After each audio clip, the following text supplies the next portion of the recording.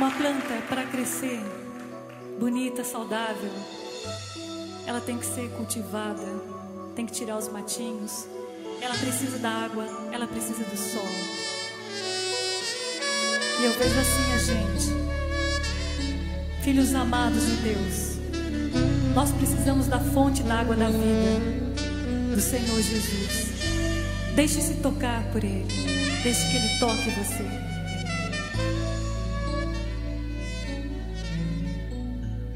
Que bom ser